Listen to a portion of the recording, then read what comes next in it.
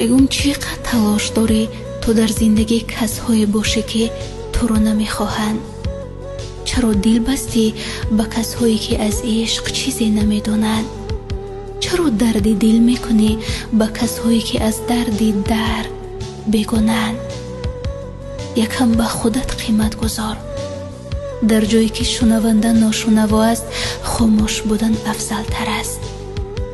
گفتن از دردهایت به کسی که تو رو نمیفهمد باز دردت میدهد. طبیبی دردهای خودت باش عزیزم. چودمان برای دردهای خودشان به مثل ملهم استفادت میکنند تا روزی که شفا یابند. گفتن این که صبر کن به کسی که درد ندارد خیلی آسان است. ما از کوچه ناکسان گذر کردیم و باز طلب این رو داریم که باید مثل انسان رفتار میکردن. نه، اینجا اشتباه خود ماست. عزیزم، از کسی انتظاری چیزی رو نداشته باش.